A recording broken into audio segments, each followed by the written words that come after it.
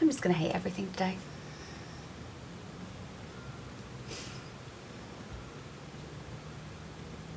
I think it's number 22.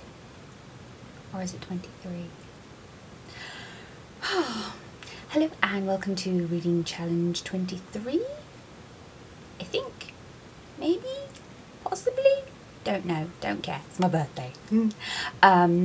Yes. 39. Almost 40. Dire. Actually looking forward to it. So today I am going to be talking about a book that I read last week, like I said, and I'm also going to be talking about one that I read last week next week as well. Oh my gosh, I am so far ahead. I have literally got all the books that I need to review all the way through till September. Whoa, that's how much reading I've been doing. It's been a bit cray. Anyway, sorry, birthday excitement, calming it down, simmer down. Today I'm going to be talking about The Unit by Ninni Holmqvist. Holmqvist? I think that's how you say it. Holmqvist.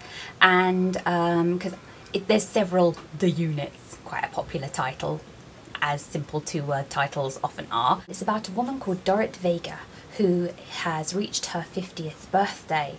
Now in this future, when you reach your 50th birthday as a woman or your 60th birthday as a man and you are childless and not employed in a sort of indispensable occupation such as a teacher or a lawyer or whatever, you become dispensable, and as such are given two options. You can either euthanize or you can go to the unit. At the unit you will want for nothing, but in return you will donate organs to those in the outside world who need it, because you can't leave the unit. Once you're in, you're locked in. And you will also undergo psychological and scientific testing, because of course they can't be asking indispensable people to do that sort of thing, can they? And they have all these dispensable people at their disposal to do whatever they need to do with research-wise. So they do. So Dorrit chooses to go into the unit. And in the unit she makes lots of friends and she finds a sort of acceptance that she's never found before in her life. She feels part of something for once.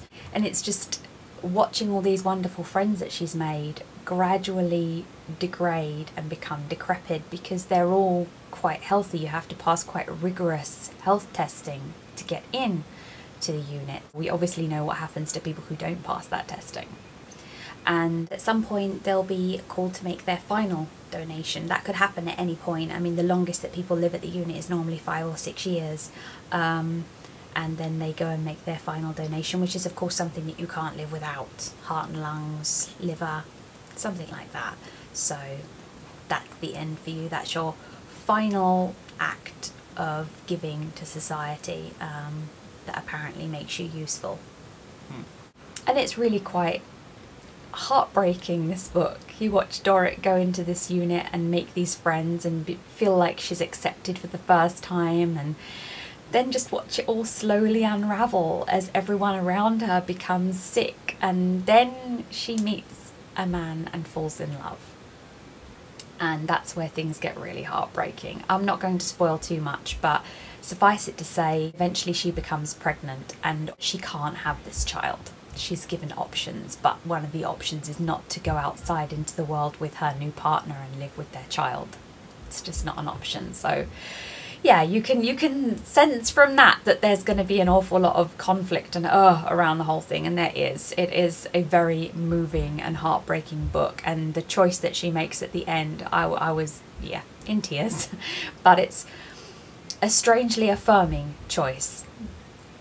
So I would highly recommend you read this book. It gives quite a brutal and unflinching look at what happens when you devalue people because of their age. You get to know all these people that she's in the unit with as people, and it's like, well, how are they dispensable? How on earth can you justify that? So I think it's a really interesting book to read, and it broke my heart, not gonna lie, but it's beautifully written, fantastic characters, and I would highly recommend reading it. So that's that. Next week I'm going to be talking about A Tale for the Time Being, which I read in the same week. 2 books that completely just broke me in the same week. Amazing books. and I will talk more about Tao for the time being and how amazing it is next Friday. So I hope you'll join me for that, and thank you for watching today. Goodbye.